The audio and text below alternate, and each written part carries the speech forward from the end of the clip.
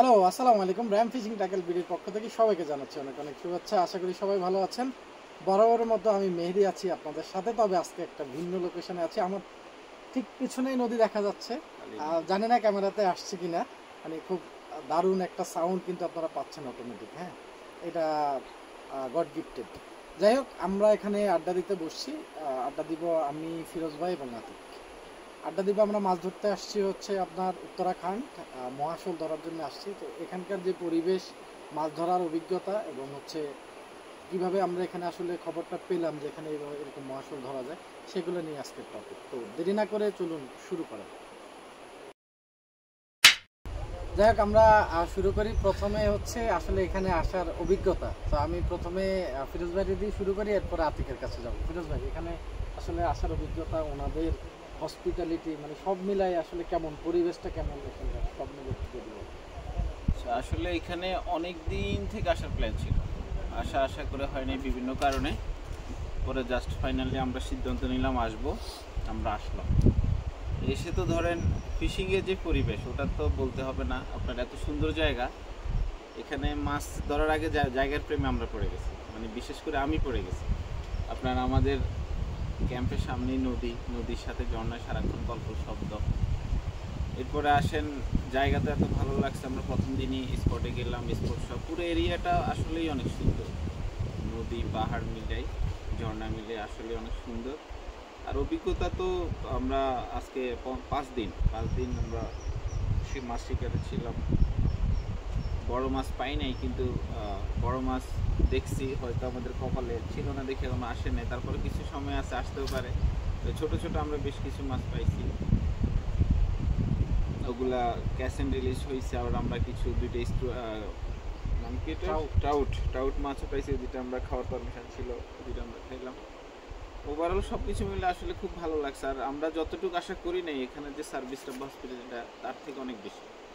এটা খাবার দাবার হচ্ছে আপনার 5 স্টার কোয়ালিটি, যা খাইতে চাইবেন সবই পাবেন। আর ওনারা যা দিচ্ছে এর বাইরে আসলে কিছু আর বাকি থাকে না কিছু খাবার। ওনাদের খাবারের কোয়ালিটি, রান্নার কোয়ালিটি, প্রেজেন্টেশন, ওনাদের রুম সার্ভিস হইতে শুরু করে সব কিছু ছিল ফার্স্ট ক্লাস।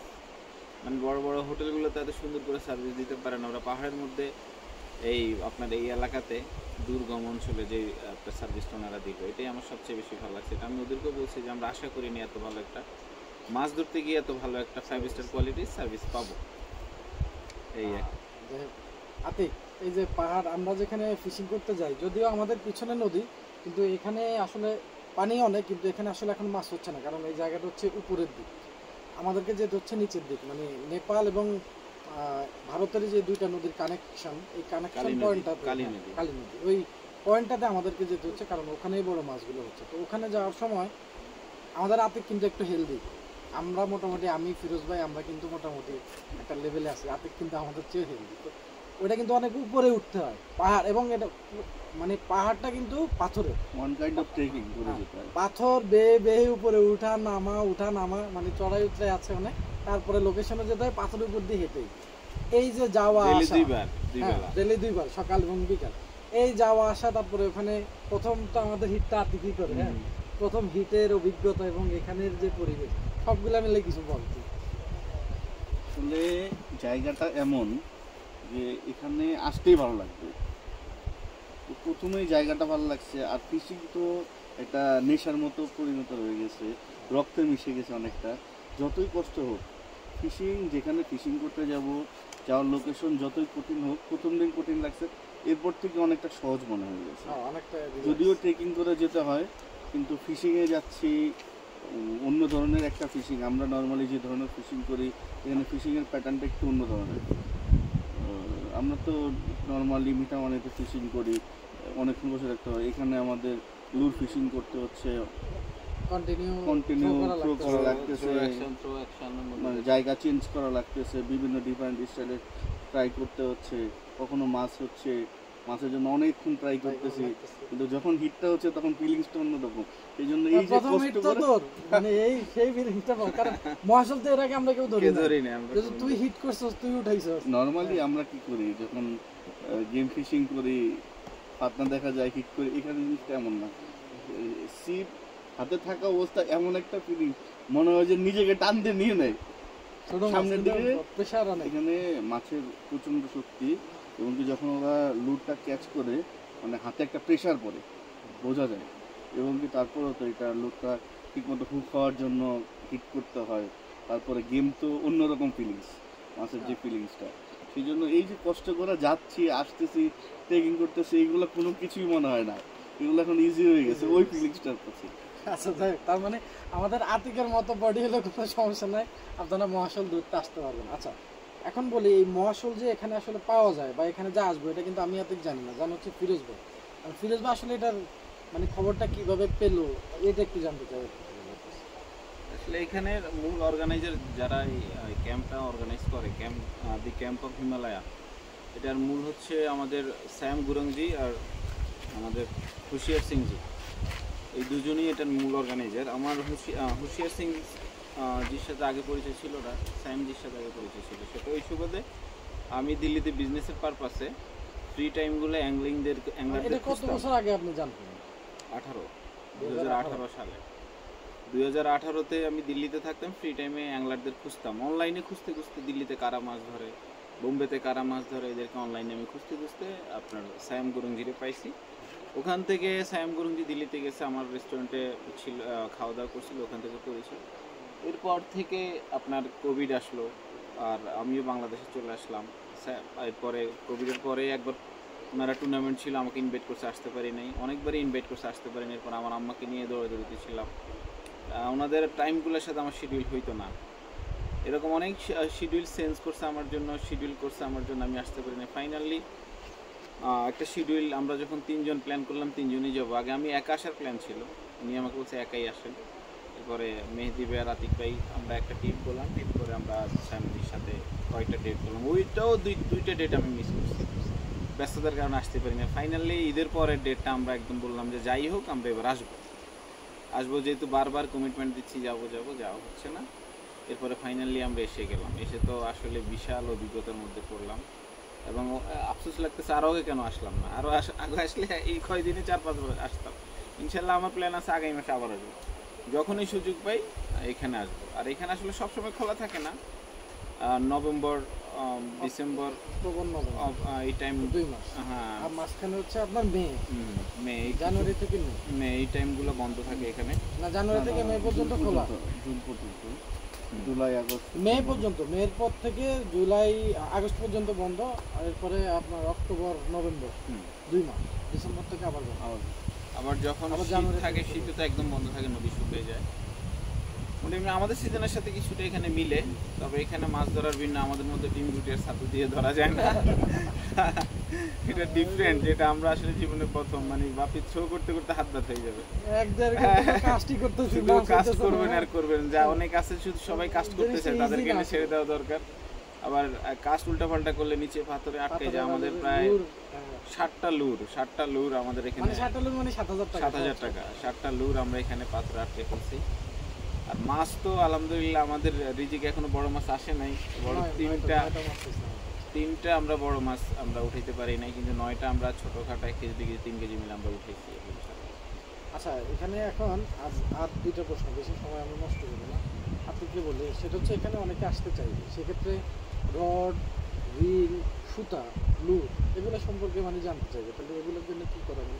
যেহেতু তোরা এখন খেলতেছিস, আমরা খেলতেছি, এটা সম্পর্কে একটা ধারণা হবে। এখানে হচ্ছে যেহেতু পাথর এরিয়া, সেক্ষেত্রে বেডের লাইনটা প্রেফারেবল বেশি। আর বড় মাছ হিট হলে মনোফিলামেন্ট, যদি আমরা বেশি এলবির মনোফিলামেন্ট নিই সেক্ষেত্রে সুতোটা মোটা হয়ে যায়, আর মাছ এখানে তো কাস্ট করা যাবে না, পানিতে যখন সুতা স্পিনিং করা হবে তখন সুতাটা দেখা যাবে, বোঝা যাবে মোটা সুতা, ছেঁড়ারও চান্স থাকে। সেক্ষেত্রে বেডের লাইনটা প্রেফারেবল বেশি। সাথে বেডের লাইনের সাথে সামনে হচ্ছে ডিডার লাইনটা ইউজ করতে হবে, ডিডার লাইনটা ফ্লোরোকার্বন হলে বেটার। আর লুরের ক্ষেত্রে আমরা তো এখানে 2 ধরনের লুর ইউজ করলাম, একটা হচ্ছে ফিশ ট্র্যাপ যেটা রাবারের ফিশ, আর হচ্ছে আরেকটা জয়েন্ট লুরটা রাখা লাগবে। এখন যে কোনো জয়েন্ট লুর হলে হবে, বাট জয়েন্ট লুর এটা হচ্ছে ফিশ ট্র্যাপ যেটা, সেটা হচ্ছে একটু ভারী, নিচ দিয়ে চলে আসে, নিচে যায়। আর জয়েন্ট লুরটা সেটা যখন স্পিনিং করা হয় ফ্লোটিং, তখন ওইটা উপর থেকে বেশি করে নিচের দিকে যায়। এই দুইটা টেকনিকেই আমরা করছি, দুইটা আর- টেকনিকেই আমাদের মাছ হয়েছে। আর রডের ক্ষেত্রে রডের ক্ষেত্রে তো কি রড ব্যবহার করলে আসলে? যেহেতু মনস্টার সাইজের মাছ আছে, সেক্ষেত্রে একটু হেভি রড সবাই প্রেফার করবে, এবং হেভি রডটাই দরকার। যদি বড় মাছ হিট হয়ে যায় সেক্ষেত্রে ভালো কোয়ালিটির রড লাগবে, কিন্তু আবার ভালো কোয়ালিটির রড আনতে গিয়ে বেশি ভারী রড আনতে হবে না, যেহেতু একটু lightweight হতে হবে। লাইট ওয়েট এবং একটু ভালো কোয়ালিটির রিলের রড। ক্ষেত্রে রিলের ক্ষেত্রে তো যেহেতু রড ভালো লাগবে, রিলও তো ভালো লাগবে।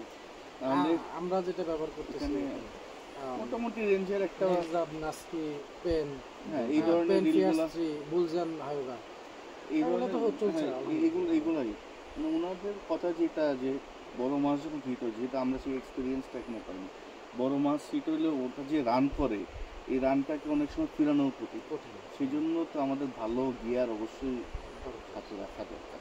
আচ্ছা ফিরোজ ভাই, হুম। বাংলাদেশ থেকে এখানে আসলে আসার ওয়েটা কি, যেহেতু আপনি অ্যারেঞ্জমেন্টটা করেছেন আসলে সেটা একটু বলেন, কারণ এই ভিডিও দেখে অনেকে জানতে চাইবে, এই কোশ্চেনগুলোই আসবে। সো এই কোশ্চেনগুলো আমরা আসলে আড্ডার মাধ্যমে আসলে মানে আমরা জানাতে চাচ্ছি আর কি। তাই আপনি কোনো হেল্প করতে পারবেন কিনা, বা র্যাম থেকে কোনো হেল্প আসলে মানুষ পাবে কিনা যদি আসতে আসলে চায়? হ্যাঁ, বাংলাদেশ থেকে আসতে চাইলে অনেক ওয়ে আছে আসার। একটা আমরাও সরাসরি হেল্প করতে পারি, যেহেতু আমাদের সাথে এখানকার ম্যানেজমেন্টের সাথে ভালো একটা সম্পর্ক আছে। আমাদের র্যামটেকেল টিমের সাথে যোগাযোগ করে আসতে পারে, আমরা সব ধরনের সাপোর্ট দেবো। এখানে প্রথম আপনি ট্রিপ কনফার্ম করতে হলে আপনাকে 50% আপনার যে কস্ট আর টাকা আগে আপনার ইন্ডিয়াতে আমাদের ক্যাম্পাস মেলা অ্যাকাউন্টে ডিপোজিট করতে হবে। তো ওটা বাংলাদেশ থেকে আসলে সরাসরি লিগ্যাল কোনো ওয়ে নেই, ওটা আমি ওই সাপোর্টটা দিতে পারবো। আর কেউ যদি সরাসরি দাদার সাথে যোগাযোগ করতে হয় সেটাও পারবে। আমাদের সাথে যোগাযোগ করলে আমরা হয়তো, যেহেতু অভিজ্ঞতা আছে, আমরা এয়ার টিকিট বুকিং হইতে শুরু করে সব কিছু সাপোর্ট দিতে এই পারবো। সাপোর্টটা দিতে এই পারবেন। সাপোর্টটা দিতে পারে, air ticket booking, train ticket booking, তারপরে ট্রেনের পরে ক্যাব, কার বুকিং, এবং এস পর্যন্ত আসা, সব সাপোর্ট দিতে পারবেন। মানে এখানে তো ধরেন আসলে ব্যাপারটা হয়েছে কি, ধরেন মানুষ আমাদের দেশে তো কয়েকজন অ্যাংলার আসে শুনলাম, হুম, তার মধ্যে ধরেন কয়েকজনের কথা বললে আমরা আসলে ওনাদেরকে চিনি না, এই কারণে ওনারা মনে ফেসবুকে আসলে একজন প্রফেসর পার্সোনালি নবাব, একজন নবাব বলছে, আলমাস কবির, আলমাস কবির সাহেব 3 বার আসছে এখানে। মানে আমরা চিনি না আসলে ওনাদেরকে, আমি ফেসবুকে ওনাদেরকে কখনো পাইনি। তো এরকম বাংলাদেশ থেকে অনেকে আসে, কিন্তু এই যে মহাশলের ব্যাপারে মানুষের আগ্রহ আছে, কিন্তু কিভাবে আসবে, কিভাবে আসলে এখানে আসতে হয়, আসলে যে এখানে মাছ ধরা যায়, এইটা আসলে অনেকে জানে না আর কি। সো এই ওয়েটা মোটামুটি আপনি হেল্প করতে হেল্প পারবেন। করতে পারবেন ইনশাআল্লাহ, সব ধরনের সাপোর্ট দেওয়া যাবে এখানে। তো এইটা মনে করেন যে একটা বিশাল ব্যাপার। হ্যাঁ, কিন্তু আমাদের সাথে যেহেতু ওনাদের একটা কথাবার্তা হয়েছে, আমরা অ্যারেঞ্জমেন্টের ব্যাপারটা এবং সেক্ষেত্রে কিছু ডিসকাউন্টও একজন- যদি করে দেওয়া যায় মানুষকে। করে দেওয়া যাবে, ওনারা যথেষ্ট হেল্পফুল। এবং একজন আসলে এটা অনেকটাই কস্টলি হয়ে যাবে। একটা টিম গ্রুপ করে আসলে মিনিমাম 3 জন, তিনজন অথবা চারজন। 4 জন হলে ভাই বেটার। 3 জন থেকে 4 জন, আর 5 জন হয়ে গেলে সেক্ষেত্রে না 5 জন হবে না, 3 জন না। অথবা 4 জন। 3 জন 4 জনের টিম হলে মোটামুটি কস্ট এফেক্টিভ ভাবেই ওনার 3 জন, ওনার ট্রেনটা যে হিসাবটা দাদা আমাকে দিল, 3 জন, আর না হয় 4 জন, না হয় 6 জন, 4 অথবা জনের 8 জন। অ্যারেঞ্জমেন্ট এখানে হবে। আর হ্যাঁ আছে, তাবু আরও আছে। আবার 8 জন হইলে সুবিধা, দুটো গাড়ি। দুটো গাড়ি। 8 জনের দুটো গাড়ি 5 জন হলেও গাড়ি দুইটা লাগবে, আর হ্যাঁ। কষ্টটা বাড়বে। বাড়বে। হ্যাঁ। মানে এরকম 4 প্ল্যান জন করে আর 3 জন হলে পারফেক্ট। হুম। এরপরে যদি কেউ বড় টিম করতে চায়, 8 জনের টিম আসতেই পারে। আমাদের তো দুটো ক্যাম্পাস। আচ্ছা এই ক্ষেত্রে আরেকটা বিষয় আছে এখানে, আমি যেটা দেখলাম অ্যাংলার এবং নন অ্যাংলারের একটা ফ্যাক্ট আছে। আমাদের বাংলাদেশ থেকে যারা সবাই তো অ্যাংলিং করতে চায়, মানে সেক্ষেত্রে সবাই ওটা আমরা কথা বললে যেটা হ্যাঁ সবাই রড নিতে চায়, সবাই খেলতে চাইবে। হ্যাঁ, তো এই ক্ষেত্রে না, permission এখানে নেওয়া কিন্তু বলা একটা এখানে ভিন্ন টেকনিক্যাল ভিন্ন- কিছু ইস্যু আছে, ওটা আমরা প্ল্যান দিয়ে দিব। আসলে আমরা চাই সবাই আসুক, এখানে কম খরচ হয়, আসলে কস্টলি। costly। আমাদেরই তো প্রায় 2 লাখ প্লাস খরচ মানে যাচ্ছে। আসলেই কস্টলি। তো আসলেই কস্টলি, আমাদেরই আপনার এই 5-6 দিনে 2 লাখ 2.5 লাখ টাকার মতো খরচ যাচ্ছে। তো এখানে আমাদের সাথে যোগাযোগ করলে আমরা প্ল্যান দিবে যে এইভাবে যান, খরচ একটু কম আসবে। কিন্তু আমরা এগুলা সম্মুখীন হয়েছি। আসলে মানুষ আসতে চাইবে, এই কারণে চাইবে যে মহাশলের প্রতি কিন্তু বাঙালিদের একটা ভালো আগ্রহ আছে, কিন্তু এটা যে এখানে আসলে আসলে পাওয়া যাবে, বা ওয়েটা কিন্তু ইজি, খুব একটা কঠিন ওয়ে না। জাস্ট ধরেন ফিরোজ ভাই আমাদের সাথে যোগাযোগ করলে, মানে এই যে আসার যে ব্যবস্থাটা, এইটা যদি সবাইকে ধারণা দিয়ে দেওয়া যায় তাহলে। আমরা ট্রিপ অ্যারেঞ্জ করে দিতে পারবো। আচ্ছা আরেকটা বড় ফ্যাক্ট যেটা মানুষের মাথায় আসবে, দুইজনের জন্যই প্রশ্ন, সেটা হচ্ছে যে রড আসলে ক্যারি করে আনা যাবে কিনা। না, রড তো আমাদেরও এটা আইডিয়া ছিল না। আমি টিকিট যেখান থেকে আসছি গোজাইনে কল দিছি, এয়ার বিস্তারিতে কল দিলাম, আতিক ভাই সরাসরি এয়ারপোর্টে কথা বললো, এয়ারপোর্টে জব করে জন্য এয়ারপোর্টে কথা বললো। পরে তো আলহামদুলিল্লাহ আমরা রড নিয়ে আসছি, আপনার বক্সে করে নিয়ে আসছি। 5.5 ফিটের বক্স ছিল আমাদের গোলজিনের। কোনো সমস্যা হয় নাই ওরা, এবং ওটা যেন আমাদের সেফলি পৌঁছে ওরা আমাদেরকে ওটা হাতে করে একদম বিমান পর্যন্ত নেওয়া শুরু করে, বোর্ডিং পর্যন্ত শুধু ওইটা কোনো আমরা একটা সমস্যা হয় এক্সট্রা নাই। সুযোগ ওটা পাই এটা যে আমাদের আপনাদের আসলে কেমন- আইডিয়া ছিল না, দাদারাও বলতেছে যাক। যে পারমিশন লাগে। তার এখানে মানে তো রড নিয়ে আসতে পারবে, আসতে- কোনো হ্যাসেল নেই। hassle নাই। তো এখানে তো রড পাওয়ার কোনো ব্যবস্থা নাই, কারণ তাহলে দিল্লি থেকে কিনতে হবে। সো আপনারা রড বাংলাদেশ থেকে ক্যারি করতে পারবেন, কোনো সমস্যা নেই। রড চার এখানে পাঁচটা- সবকিছু। আমরা 5টা আনছি, 5টা রড আমরা নিয়ে আসছে। 5টা রড নিয়ে আসছি, আমরা তো 5টা রড। এখানে সবচেয়ে মজার বিষয় যেটা, তো ফিরোজ ভাই আর আতিক বলছে, আমি কিছু বলি না। এখানে প্রথম বিষয় হলো, ধরেন আমরা যে এখানে বসে আছি, মানে এটা যে একটা ভালো লাগা, এটা আপনি এখানে না আসলে বোঝার কোনো স্কোপ না। কারণ প্রথম কথা হচ্ছে, আমাদের ট্রেন থেকে বের হইলে হচ্ছে আপনার একটা বিচ আছে বালির, হ্যাঁ, যেহেতু এটা সাগর না, এটা রিভার বিচ, পাহাড়ের নদী, নদীর পাশে একটা বিচ বালির, কিন্তু খুব সুন্দর, অনেক বড়।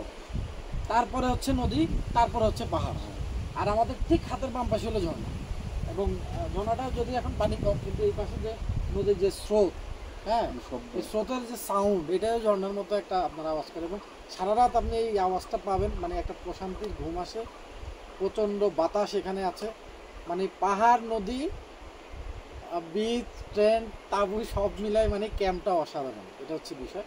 তো আমার মনে হয় যে যারা মহাশোল ধরতে চান, মোটামুটি খুঁটিনাটি সব বিষয়ে আলোচনা করেছি। আমি একটু সব কিছুর একটা সারমর্ম আপনাদেরকে টেনে দিই। সেটা হচ্ছে, আপনি বাংলাদেশ থেকে কীভাবে আসবেন, সেই সাপোর্টটা আপনি র্যাম থেকে পাবেন, ফিরোজ ভাই থেকে পাবেন, আতিক থেকে পাবেন, আমাদের থেকে পাবেন। এটা একটা ফ্যাক্ট। আপনাদের এখানে হ্যাসেলটা কমে যাবে, যেহেতু আপনি আসেন নাই, আমরা আসছি। সো ওই দিক থেকে এই তথ্যগুলো আমরা আপনাদেরকে প্রোভাইড করতে পারবো।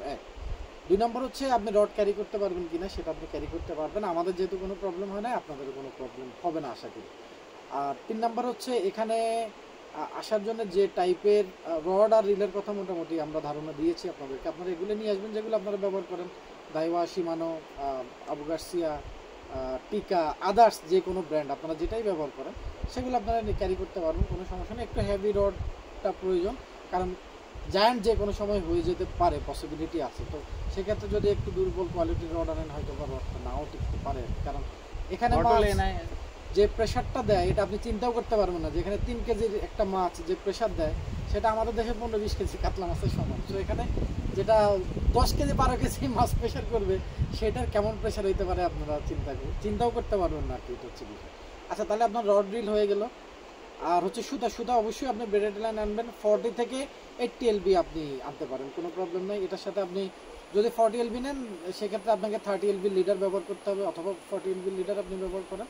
আর যদি 80 এলবি ব্যবহার করেন, সেক্ষেত্রে মিনিমাম 65 to 70 এলবির আপনি লিডার ব্যবহার করতে হবে আপনাকে। আর আলুর ক্ষেত্রে ফিসটা আমরা কিছু ছবি আপনাদেরকে দিয়ে দিব, যদি আপনারা কালেক্ট করতে পারেন তাহলে তো ভালো। আমাদের কাছে আসলে এই লিডগুলো কিন্তু নাই, আমরা চেষ্টা করবো এখন থেকে কালেক্ট করার, কারণ এখানেও ডিমান্ড আছে, আমরা এখানে প্রোভাইড করবো। সো আপনারা চাইলে সেই লুরগুলো আমাদের থেকেও আপনারা নিতে পারবেন। এখানে যদি এখান থেকে পার্সেল করেন, প্রাইসটা আসলে একটু বেশি আমার মনে হচ্ছে, কারণ এখানে এক একটা লুরের দাম 1000 রুপি। সো 1000 রুপি দিয়ে একটা লুর কিনলে এখন বাংলাদেশি টাকা 1400-1500 টাকা। সো আমাদের 60টা লুর কিন্তু চলে গেছে, 60টা লুর, মানে ধরেন আমরা তো 7000 বলছি, আমাদের 10,000-এর উপরে কিন্তু 9টা লুর কিনছি, 4টা লুর, 9টা লুর কিনছি, আর 2টা আছে। সো মানে এর পাথরে বাদবে আপনি লুর মিনিমাম ধরেন 15 থেকে 20টা লুর আপনাকে নিয়ে আসতে হবে আর কি। যদি আপনারা 4 জন হন, তাহলে 15 থেকে 20টা লুর আনতে হবে, কারণ যে কোনো সময় পাথরে বেজে যাবে, অনেক টানাটানি করবেন। ওনারা নামবে, যারা আছেন আমাদের সাথে গাইড হিসাবে যারা আছেন, ওনারা খুবই হেল্পফুল। আপনি চিন্তাও করতে পারবেন না যে ওনারা আসলে কেমন মানে হেল্পফুল মানুষ। তো ওই যখন ওনারা নামবে, যদি দেখে যে এটা রিলিজ করা পসিবল, রিলিজ করে দিবে, না হলে আপনার সুতা কেটে দিবে, কিছু করেন। সুইপারটা বলে দেন। আর সুইবলের ক্ষেত্রে ধরেন আমাদের কাছে অপমানের সুইবলগুলো আছে, এগুলো 25 কেজির লোড টেস্টেরগুলো আছে, আপনি সেগুলো অনায়াসে ক্যারি করতে পারবেন। এছাড়াও আপনি মাস্টার্ড বলেন বা মোস্টার্ড বলেন, বুলজেন বলেন, অন্য আদার্স বল বেয়ারিং সুইবল, রোলিং সুইবল, যে কোনো হেভি টেস্টের যেগুলো আছে, 20 কেজি প্লাস যে সুইবলগুলো আছে, সবগুলো আপনারা ইউজ করতে পারেন। হ্যাঁ, এই মোটামুটি হচ্ছে সব মিলেই সারমর্ম। এখানে আসার জন্য আপনার যেটা, মানে এখানে আসার পরে যেটা করতে হবে, আপনাকে অবশ্যই ট্রাউজার, শীতের জামা, যখন ওয়েদার যেরকম থাকে আর কি, ওই হিসাবে আপনার ড্রেস আপটা করতে হবে। শু হলে সবচাইতে ভালো, কেস হলে সবচাইতে ভালো, ওঠানামায় ট্রেকিংয়ে আপনার জন্য সুবিধা হবে, এই হচ্ছে বিষয়। আর তো তেমন কিছু কি বলার আছে না, মোটামুটি টুকটাক সব কিছু আলোচনা করছি। এই মানে এই আড্ডাটা শুধু আপনাদেরকে আসলে জানানো যে আমরা কিভাবে আসলাম বাংলাদেশ থেকে এখানে। হ্যাঁ, কোন ওয়েতে আসলাম, প্রথমে ফ্লাইট, তারপর হচ্ছে আপনার ট্রেন, তারপর হচ্ছে ক্যাব, তারপরে ক্যাম্পে আসছি, এখান থেকে আবার ট্রেকিং করে পয়েন্টে যাওয়া, পয়েন্ট থেকে আবার ফেরত আসা, সকালে বিকালে আপনি সারাদিনই ফিশিং করতে পারবেন যখনই চাই। আমাদের তো ভিডিওগুলো যাবে আমরা হ্যাঁ ভিডিও তো আপনারা পাবেন। আর এখানে খাবারটা একবারে খুব রেগুলারলি হচ্ছে, আমরা সকালে নাস্তা করছি, দুপুরে লাঞ্চ করছি, রাতে ডিনার করছি, আবার বিকালে বাদাম পেঁয়াজ দিয়ে মাখানো হচ্ছে, peanut মশলা। হ্যাঁ পিনাট মশলা হচ্ছে। এটার সাথে কিন্তু অন্যান্য এখানকার যে লোকাল ফুড, আপনি এখানে রুটি, পাকোড়া, হ্যাঁ তারপরে ওটা কি ভাই আমরা যেটা খাই সকালে যেটা খাইছে আপনি, যেটা বাড়িতে নিয়ে যান কাউন যেটা বলি আর কি আমরা, বাজরা। বাজরা, হ্যাঁ এটা খুব টেস্টি এবং হেলদি। এখানকার সব শুধু এখানে চিকেন এবং মাটন ছাড়া, হ্যাঁ মুরগি এবং খাসি ছাড়া মোটামুটি যা কিছু আছে সবই এখানকাই মানে এই পাহাড়েই আপনার উৎপাদন হয়। সো সবগুলাই ফ্রেশ, মানে এখানে অন্তত আপনার এই গ্যাস্ট্রিকের সমস্যা, পেটের সমস্যা এগুলো কিছু মানে হেলদি ফুড যা আছে সবই হেলদি ফুড। ওরাও খুব স্ট্রং সবাই। আপনি 43 বছরের আমাদের দাদারে দেখলে মনে হবে যে 20 বছর, হ্যাঁ বোঝার কোনো ওয়ে নাই, হি ইজ 43, হ্যাঁ আপনার মনে হবে যে অনলি 20 or 25, 23, মানে বডি ফিটনেসটা ওনাদের আসলে খুব ভালো। এটা পরিবেশের কারণে। যাই হোক কথা আর বাড়াই না, মোটামুটি সব বিষয়ে আলোচনা করেছি। এরপরও যদি আপনাদের কিছু জানার থাকে, আমাদের ফিরোজ ভাইকে তো কম বেশি সবাই চেনেন, আমাকে কল দিতে পারেন, হোয়াটসঅ্যাপ করতে পারেন। আমি আতিক, আমাদেরকে র্যামে আপনারা মেসেজ, নক, হোয়াটসঅ্যাপ সবই করতে পারেন। তো আজকের মতো বিদায় নিই। মোটামুটি একটা জম্পে 7টা হয়ে গেছে আমাদের নদীর পাড়ে বসে আমরা ফিশিংয়ে যাব। আমাদের এই একটাই বেলা আছে, কারণ আমরা আগামীকাল সকালে ইনশাল্লাহ রওনা দিব এখান থেকে, আমাদের সময় শেষ। সো দেখি আল্লাহ যদি বড় কিছু কপালে রাখে। সবাই ভালো থাকবেন, র্যামের সাথেই থাকবেন। আজকের মতো বিদায় নিচ্ছি। আসসালামু আলাইকুম ওয়া রাহমাতুল্লাহি ওয়া বারাকাতুহু।